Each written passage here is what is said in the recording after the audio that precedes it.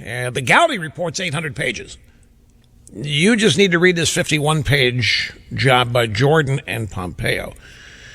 But to put it in perspective, they come out today and they've got maybe not new information, although I think there is some new stuff in here, but they really assemble this in timelines and contextual ways that just nail this administration. Just nail them as incompetent, uncaring, lying. I mean, purposely, strategically lying. From Susan Rice on those 5 Sunday shows saying it was the video, to Hillary Clinton saying it was the video, to Barack Obama saying it was the video, when they all knew that it wasn't.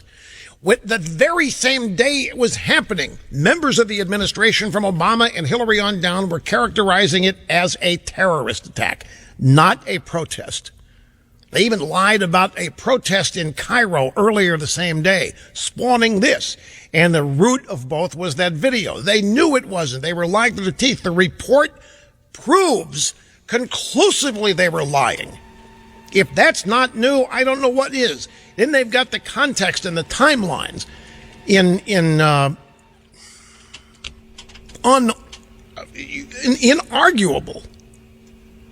presentations. It's just there's no way out of this. But because in the Q&A, when the reporters demanded of Trey Gowdy that he admit that this was all about getting Hillary, no. Now the drive-by reports are GOP panel finds no new evidence involving Mrs. Clinton, no wrongdoing by Hillary Clinton, and so that is the narrative out of this. Nobody's going to read it. None of the people we need to read it are going to read it. None of the people who need to find out what a bunch of lying skunks this regime has in it. None of the people who need to find out that they can't trust these people that they're entrusting their entire lives to. They can't do it. And it would be the absolute biggest mistake we could all make to elect Hillary Clinton. This document is just one bit of evidence that could lead anybody with an open mind to that conclusion. But because it's reported that the panel found nothing here to be concerned about, Mrs. Clinton, it's going to be a ho-hum yawner. So once again, up to us. It's up to us here in the alternative media to ring the bells and sound the alarms and plead and cajole and encourage and try to inspire people to go out and read this.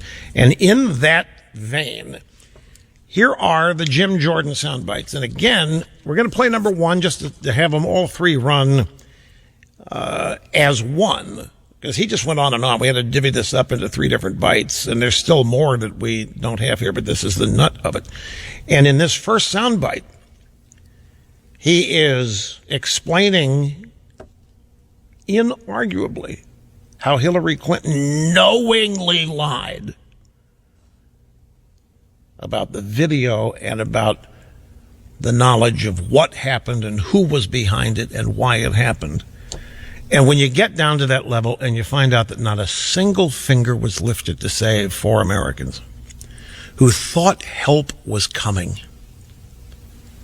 And then you realize, you read page 30 of the Jordan Pompeo report, and you will see a State Department official warning the State Department, Hillary Clinton, somebody's going to die in this place, Benghazi. Somebody's going to die because you don't have any security set up.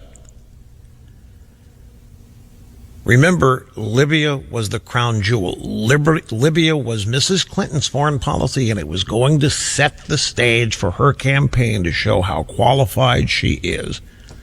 So here we go. Jim Jordan, number one. At 10:08 that night, with Tyrone Woods still on the roof of the annex fighting for his life, Secretary Clinton issues this statement, the official statement on Benghazi, the official statement of our government that evening.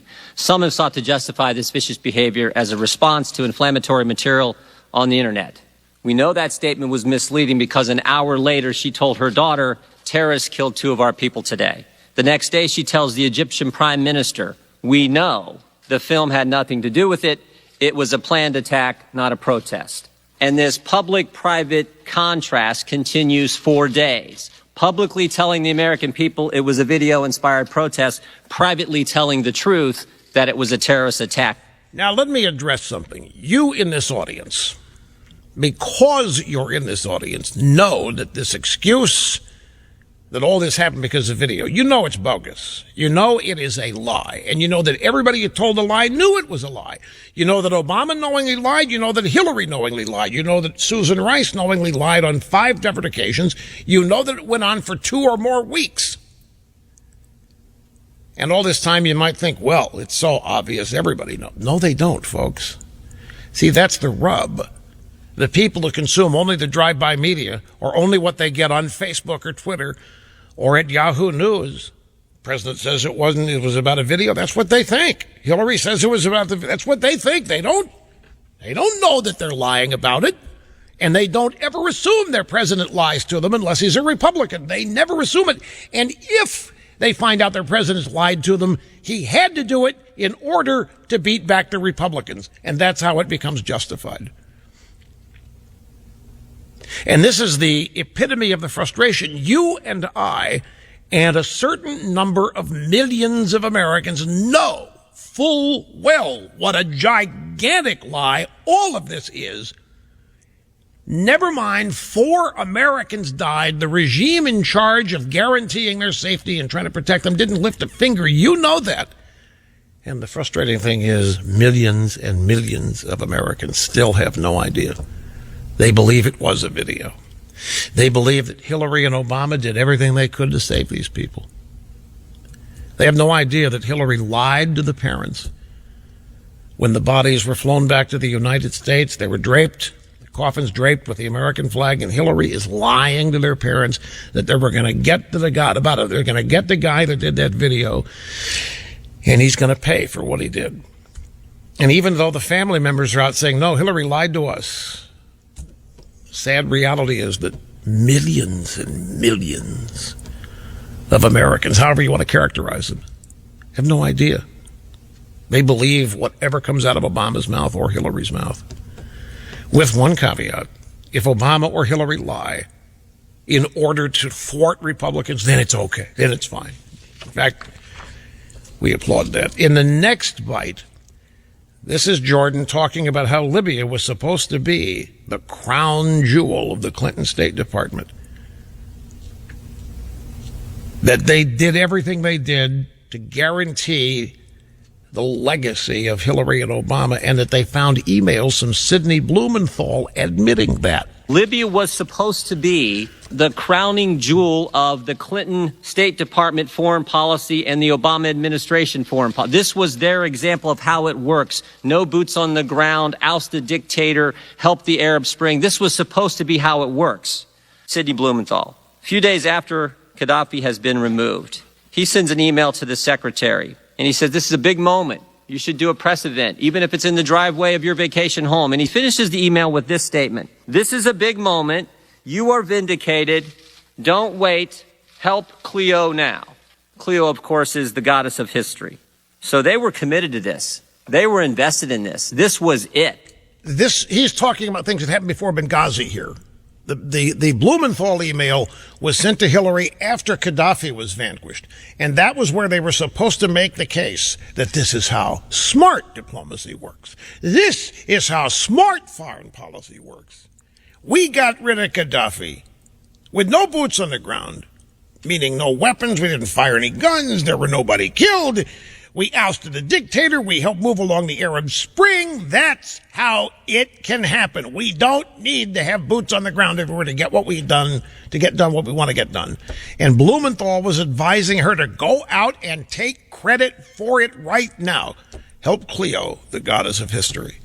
And so Jordan's point here is that Blumenthal was, in hindsight, admitting what this was all about. And that was establishing Hillary's legacy as the greatest Secretary of State that we may have ever seen.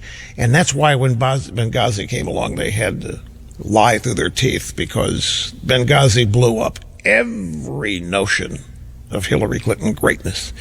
Benghazi blew up every notion of Hillary Clinton competency.